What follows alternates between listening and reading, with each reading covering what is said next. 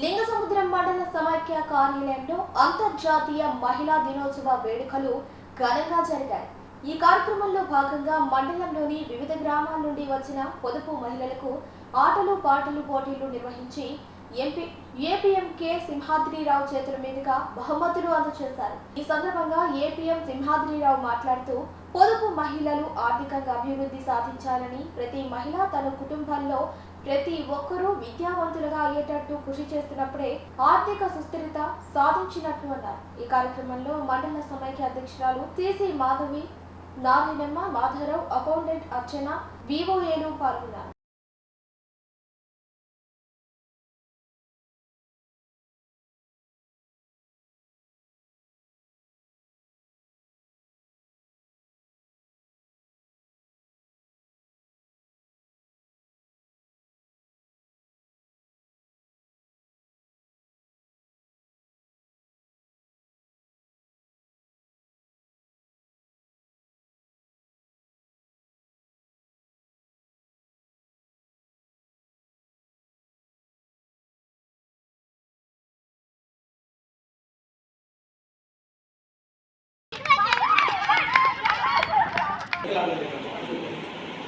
మహిళా దినోత్సవం పెట్టారు కూడా అప్పుడు బాగా కష్టపడుతున్నారు, బాగా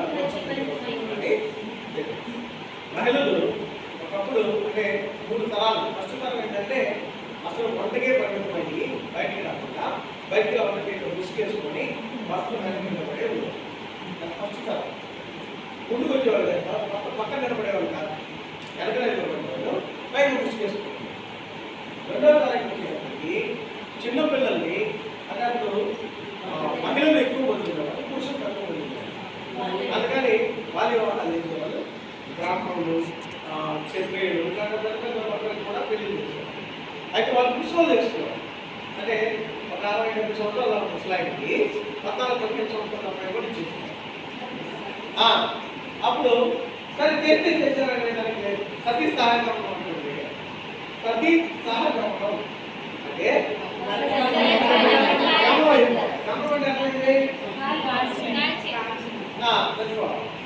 అనేది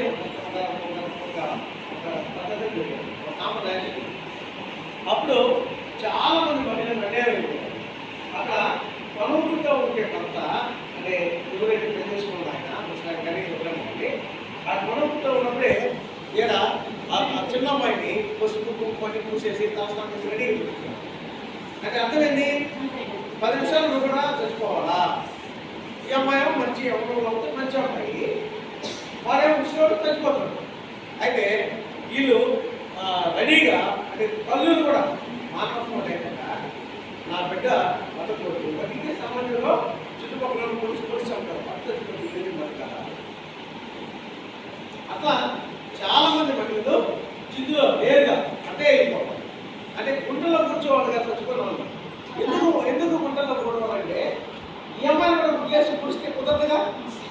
అందుకని డైరెక్ట్గా కాల్చే సాంప్రదాయం కాల్చుతా చిట్టుపోయి ఈ అమ్మాయి పెట్టుకొని ఏది గొడవ కదా.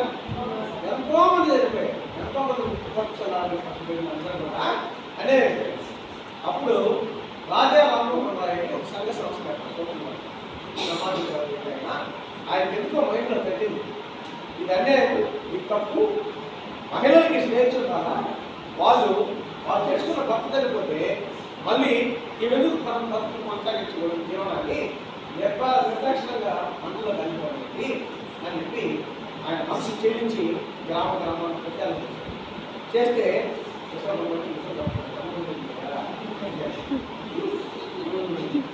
చేస్తే ఆయన రాళ్ళతో కొట్టారు కొంతమంది. సాంప్రదాయాన్ని చెడగొట్టుకున్నాడు.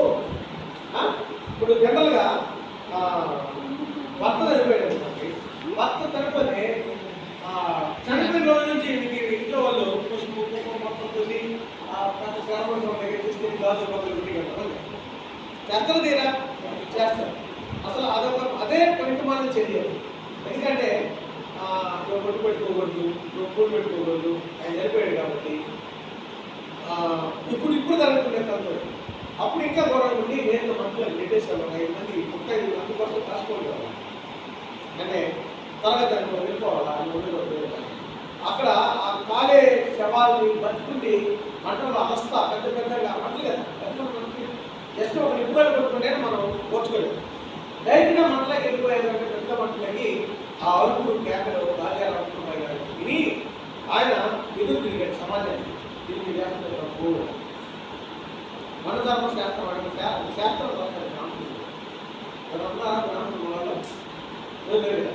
ఆ శాస్త్రంలో భర్తలు కూడా ఎక్కువాలి. అప్పుడు ఆయన ఎదురు తిరిగితే ఆయన చాలా మంది రాళ్ళతో కొట్టి ఆయన కూడా గ్రామం నుంచి విదేశీ ఆయన ఆకుండా ప్రతి గ్రామానికి వెళ్ళి కనీసం ఒక ఇద్దరు స్త్రీలు మొక్కలై చేసి మేము నీళ్ళు తెచ్చుకోవాలా, మేము బతుకుతాం, మీరు తెచ్చుకోండి కావాలంటే అని చెప్పి ఎదురు తిరిగిన స్థాయి ఉద్యమాలు తీసుకొచ్చి సమాజంలో వితంతు వివాహాన్ని మళ్ళీ కొనసాగించి చనిపోయిన వాళ్ళు మళ్ళీ పెళ్లి చేసుకోవచ్చు అనేటటువంటి చట్టాన్ని బ్రిటిష్ వాళ్ళతో పోరాడి ఆయన మంచి అవకాశాన్ని తీసుకుంటారు.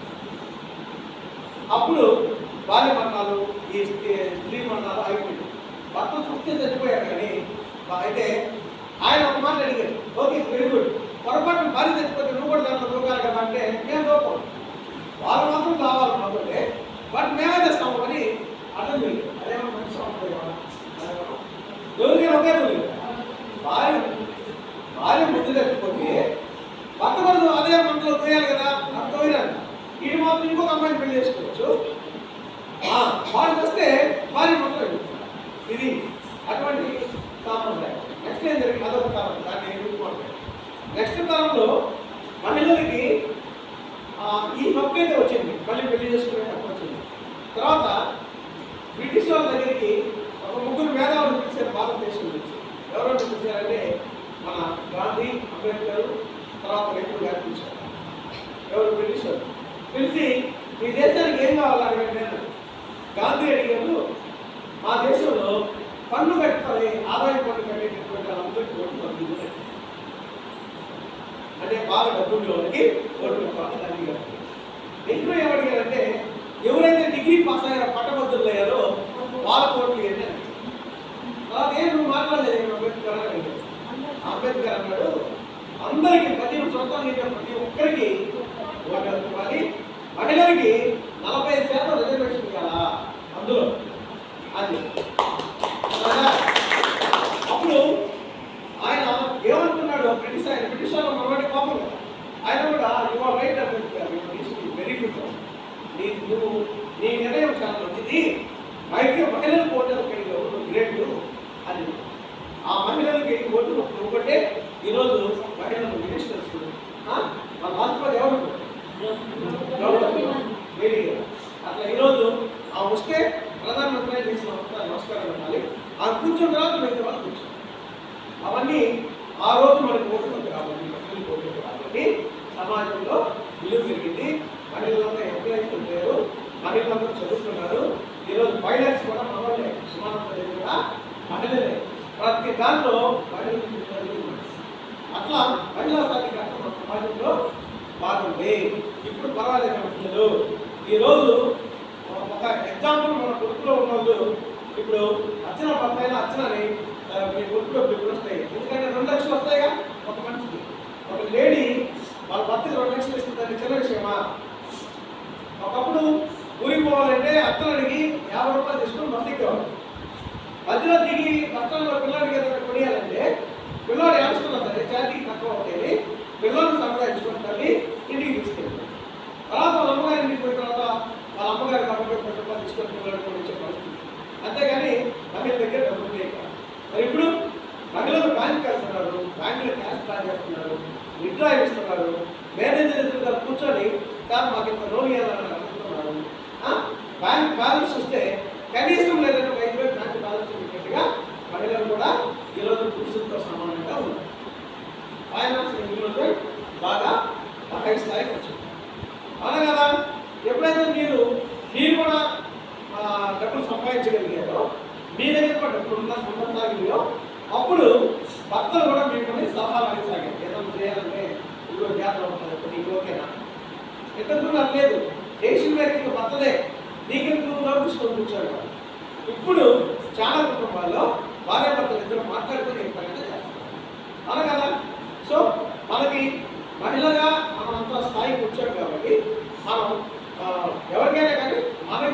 హక్కులు ఇచ్చిన వాళ్ళు, మనకి ఆర్థికంగా ఉపయోగపడ్డట్టు, మనకి ఉద్యోగాలు ఇచ్చినందుకు మనం థ్యాంక్స్ చెప్పాలా లేదా? Very good. ఇది మహిళా అధికారత. అప్పుడు పరిస్థితులను బట్టి మహిళా దినోత్సవాన్ని పెట్టారు, పాల్గొని ఏర్పడి ఉన్నారని. ఆ మహిళా దినోత్సవం సాంప్రదాయంగా జరుపుకుంటూ వస్తుంది. పురుషుల దినోత్సవం ఎందుకు పెట్టలేదు? అప్పుడు నుంచే పురుషాధిక్యత పెద్దవాళ్ళు చేస్తా ఓవర్ యాక్షన్ చేస్తారు కాబట్టి వాళ్ళకి